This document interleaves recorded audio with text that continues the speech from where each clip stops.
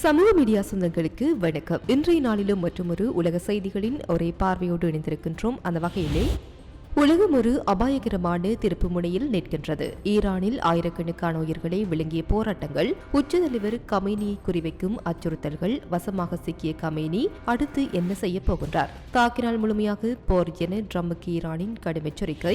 10 நாட்களாக தகவல் இருளில் மூழ்கிய நாடு, வெளிச்சத்திற்கு வந்த கமேனியின் சூதாட்டம். மற்றொரு பக்கம் ஸ்பெயினில் நேருக்கு நேர் மோதிய அதிவேக ரயில்கள், ஒரே விபத்தில் 21 உயிர்கள் பலி.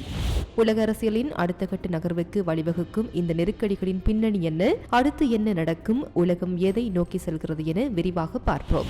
ஈரானில் நிலவும் கடும் அரசியல் மற்றும் சமூக அமைதியின்மைக்கு மத்தியில் அமெரிக்க ஜனாதிபதி டொனால்டு டிரம்பிற்கு ஈரானிய ஜனாதிபதி மசூத் பெசக்கியன் கடுமையான எச்சரிக்கை விடுத்துள்ளார். உச்சத்தலைவர் அயதுல்லா அலி கமேனி மீது எந்தவொரு தாக்குதலும் முழுமையான போரை தூண்டும் என அவர் தெரிவித்துள்ளார். இந்த எச்சரிக்கை ஈரானில் நடைபெற்று வரும் நாடு தழுவிய போராட்டங்களில் உயிரிழந்தவர்களின் எண்ணிக்கை 5000 தாண்டியுள்ளதாக ஒரு ஈரானிய அதிகாரி உறுதிப்படுத்தியுள்ள பின்னணியில் வெளியாகியுள்ளது. ஈரானின் உச்ச தலைவரை குறிவைக்கும் எந்த நடவடிக்கையும் ஈரானிய தேசத்திற்கு எதிரான நேரடி தாக்குதலாகவே கருதப்படும். அது முழுமையான போராக மாறும் என பெசக்கியன் எச்சரித்தார். வெளிநாட்டு ஊடகங்களுக்கு அளித்த பேட்டியில் அவர் மேலும் தெரிவித்ததாவது, ஈரானின் உள்நாட்டு விவகாரங்களில் வெளிநாட்டு தலையீடு ஏற்றுக்கொள்ள முடியாதது. இதுபோன்ற அச்சுறுத்தல்கள் பிராந்தியத்தில் பெரும் நிலை தடுமாற்றத்தை ஏற்படுத்தும் என்றும் அவர் கூறினார். அண்மை காலமாக ட்ரம்ப் நிர்வாகம் ஈரானின் மனித உரிமை மீறல்கள் மற்றும் அணு திட்டம் குறித்து கடுமையான விமர்சனங்களை முன்வைத்து வருகின்றது. சில அமெரிக்க அரசியல் வட்டாரங்களில் ஈரானின் உச்ச தலைமையை நேரடியாக குறிவைக்கும் நடவடிக்கைகள் குறித்து பேசப்பட்டதாக தகவல்கள் வெளியான நிலையில் அதற்கான பதிலாகவே பெசஸ்கியனின் இந்த எச்சரிக்கை பார்க்கப்படுகின்றது. ஈரானில் கடந்த சில மாதங்களாக நீடித்து வரும் அரசாங்க எதிர்ப்பு போராட்டங்கள் தற்போது தீவிர வன்முறையாக மாறியுள்ளன. ஈரானிய அதிகாரி ஒருவர் உறுதிப்படுத்திய தகவலின்படி இந்த போராட்டங்களில் இதுவரை 5000க்கும் மேற்பட்டோர் உயிரிழந்துள்ளனர். இதில் பொதுமக்கள், மாணவர்கள் மற்றும் பாதுகாப்பு படையினரும் அடங்குவதாக கூறப்படுகின்றது. ஈரானில் நிலவும் சூழ்நிலை மற்றும் அமெரிக்கா ஈரான் இடையிலான பதற்றம் உலக நாடுகளிடையே பெரும் கவலையை ஏற்படுத்தியுள்ளது. அயதுல்லா கமேனி மீது தாக்குதல் நடத்தப்படும் பட்சத்தில் அது இரு நாடுகளுக்கு இடையிலான நேரடி போருக்கு வழிவகுக்கும் என்று பெசஸ்கியனின் எச்சரிக்கை உலக அரசியல் அரங்கில் பெரும் அதிர்வலைகளை ஏற்படுத்தியுள்ளது. ஈரானில் தீவிரமடைந்து வரும் அரசுக்கு எதிரான போராட்டங்கள் நாட்டின் அதி உயர் தலைவர் அயதுல்லா அலி கமேனியின் அரசியல் எதிர்காலம் குறித்து பல்வேறு கேள்விகளை எழுப்பி வருகின்றன. 86 வயதான கமேனி சமீப நாட்களாக ரகசிய மறைவிடத்தில் தங்கியிருப்பதாக தகவல்கள் வெளியாகியுள்ளன. தன்னை குறிவைக்கும் முயற்சிகள் இருக்கலாம் என்பதை அவர் உணர்ந்துள்ளதாகவும் கூறப்படுகின்றது. இந்த சூழலில் அமெரிக்க அதிபர் டொனால்டு டிரம்ப் ஈரானிய போராட்டக்காரர்களுக்கு உதவி செய்ய அமெரிக்கா என்ன செய்யும் என கேட்கப்பட்ட போது ஹாசிம் சுலைமானி மற்றும் அபுபக்கர் அல் பக்தாயியின் பெயர்களை மட்டும் குறிப்பிட்டது பெரும் பரபரப்பை ஏற்படுத்தியது. இது ஈரானின் உச்ச தலைவரை குறிவைக்கும் சாத்தியத்தை மறைமுகமாக சுட்டிக்காட்டுவதாக பலரும் விளக்குகின்றனர். ஈரானில் தற்போது நடைபெற்று வரும் போராட்டங்கள் பொருளாதார வீழ்ச்சி, வேலைவாய்ப்பு இழப்பு, அடிப்படை வசதிகளின் பற்றாக்குறை மற்றும் கடுமையான அரசியல் அடக்குமுறை ஆகியவற்றை எதிர்த்து உருவாகியுள்ளன. 2022 ஆண்டு மாக்சா அமினி மரணத்தை தொடர்ந்து எழுந்த பெண்கள் வாழ்க்கை சுதந்திரம் போராட்டத்தை போலவே இப்போதைய போராட்டங்களும் மீண்டும் கடுமையாக ஒடுக்கப்பட்டு வருகின்றன. காமேனி அகற்றப்பட்டால் ஈரானில் ஆட்சி மாற்றம் ஏற்படும். ஆனால் அதற்கு மாற்றாக ஜார் வருவார் என்பது தெரியவில்லை. புரட்சிகர படை அதிகாரத்தை கைப்பற்றி ராணுவ ஆட்சி அமைக்கும் அபாயம் அதிகம் என அரசியல் ஆய்வாளர்கள் கூறுகின்றனர். ஜெல் பல்கலைக்கழக விரிவுரையாளர் அராஷ் அஜிசி கூறுகையில், ஈரானின் ஆளும் வர்க்கத்தில் உள்ள பலர் கமேனியை அகற்றவும் இஸ்லாமிய குடியரசின் அடிப்படை அமைப்புகளை மாற்றவும் தயாராக இருக்கின்றார்கள். அமெரிக்க தாக்குதல்களை கூட அவர்கள் வரவேற்கக்கூடும் என தெரிவித்தார். பல போராட்டக்காரர்கள் இந்த ஆட்சியை முடிவுக்கு கொண்டுவர வெளிநாட்டு தலையீடு அவசியம் என நம்புகின்றனர். ஹாமேனியின் அடுத்த நகர்வு என்ன என அரசியல் பார்வையாளர்கள் கூறுவதாவது, அவர் இரும்புக்கரம் கொண்டு போராட்டங்களை ஒடுக்கலாம். பாதுகாப்பு படைகளின் முழு ஆதரவும் இன்னும் அவரிடம் உள்ளது. தன்னை இஸ்லாமை காக்க கடவுளால் தேர்ந்தெடுக்கப்பட்டவன் என அவர் நம்புவதாக கூறப்படுகின்றது. ஆனால் இந்த அடக்குமுறை நீடித்தால் அது மேலும் பெரிய வெடிப்பை உருவாக்கலாம் என்று எச்சரிக்கப்படுகின்றது. ஈரானில் நாடு முழுவதும் பரவி வரும் அரசுக்கு எதிரான போராட்டங்களுக்கு மத்தியில் இணைய சேவை முடக்கம் தொடர்ந்து 10வது நாளாக நீடித்து வருகின்றது.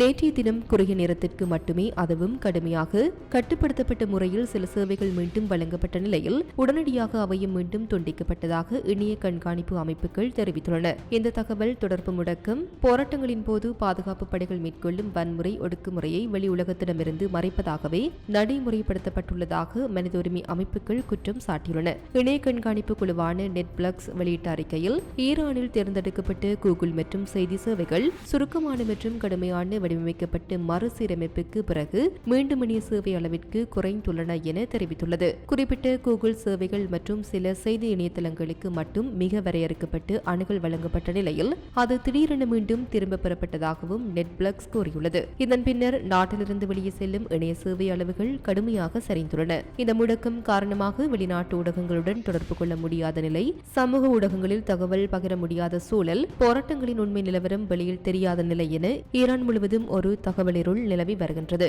உரிமை அமைப்புகள் கூறுகையில் ஆயிரக்கணக்கானோர் கொல்லப்பட்டதாக கூறப்படும் போராட்டங்களின் மீது நடைபெறும் வன்முறை ஒடுக்குமுறையை மறைக்கவே இந்த இணைய முடக்கம் பயன்படுத்தப்படுகின்றது என குற்றம் சாட்டியுள்ளன. இதற்கிடையே ஜனவரி 12 அன்று மத்திய லண்டனில் உள்ள ஈரானிய தூதரகத்திற்கு வெளியே நடைபெற்ற ஆர்ப்பாட்டத்தில் ஈரானிய ஆட்சி எதிர்ப்பு போராட்டக்காரர்கள் உச்ச தலைவர் ஆயத்துல்லா அலி காமேனியின் உருவப்படத்தை எரித்தனர். இந்த சம்பவம் உலகளவிய அளவில் ஈரானுக்கு எதிரான எதிர்ப்புகள் அதிகரித்து வருவதை காட்டுவதாக அரசியல் பார்வையாளர்கள் கூறுகின்றனர். 10 நாட்களாக நீடிக்கும் இந்த இணைய முடக்கம் ஈரானில் நிலவும் அரசியல் நெருக்கடியின் தீவிரத்தை காட்டும் இன்னொரு அடையாளமாகவே பார்க்கப்படுகின்றது. போராட்டங்களின் உண்மை நிலவரம் வெளி உலகிற்கு எப்போது தெரிய வரும், இணைய சேவைகள் எப்போது முழுமையாக மீளும் அல்லது இந்த தகவல் இருள் மேலும் நீடிக்குமா என்பது உலக நாடுகள் கவனித்து வரும் முக்கிய கேள்வியாக உள்ளன. ஈரானில் பல வாரங்களாக உலகத்திலிருந்து மறைக்க முயற்சிக்கப்பட்டிருந்த உண்மை இப்போது உச்சத்தலைவர் ஆயத்துல்லா அலி காமேனியால் வெளிப்படையாக ஒப்புக்கொள்ளப்பட்டுள்ளது.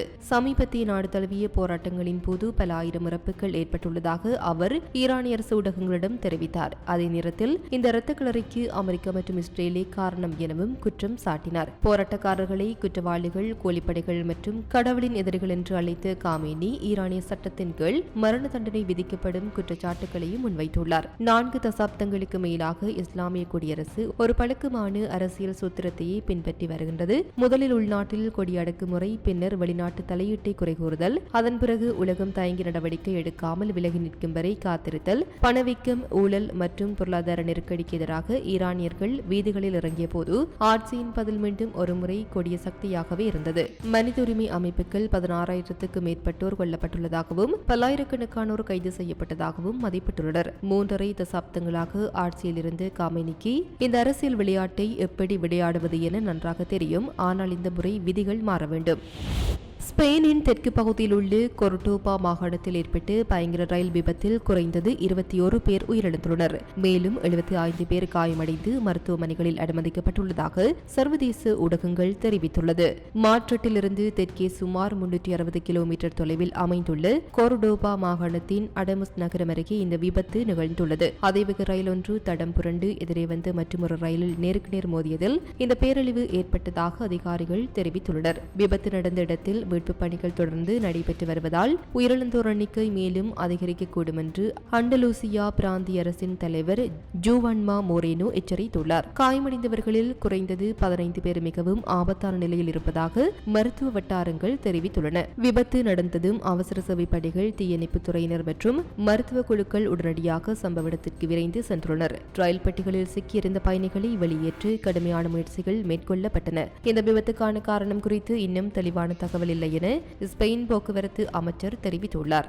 சம்பவம் தொடர்பாக விரிவான விசாரணை தொடங்கப்பட்டுள்ளதாகவும் தொழில்நுட்ப கோளாறு, மனித பிழை அல்லது சிக்னல் முறையில் ஏற்பட்ட சிக்கல் ஆகியவை காரணமாக இருக்குமா என்ற கோணத்தில் ஆய்வு மேற்கொள்ளப்பட்டு வருவதாகவும் கூறப்படுகின்றது. இந்த விபத்து ஸ்பெயின் முழுவதும் பெரும் அதிர்ச்சியையும் சோகத்தையும் ஏற்படுத்தியுள்ளது. இத்துடன் குறித்த காணொலி நிறைவு பெறுகின்றது. இது தொடர்பிலான உங்களுடைய கருத்துக்களை கமெண்ட் வாயிலாக தெரிவிக்கலாம். இது போன்ற பல செய்திகளை தெரிந்து கொள்ள நம்முடைய சமூக மீடியா யூடியூப் சேனலை சப்ஸ்கிரைப் செய்து அருகில் உள்ள பெல் பட்டனை கிளிக் செய்யுங்கள். மேலும் செய்திகளை உடனுக்குடன் தெரிந்து கொள்ள சமூகமீடியா.com என்ற இணையதளத்தின் வாயிலாக எங்களுடன் இணைந்திருங்கள்.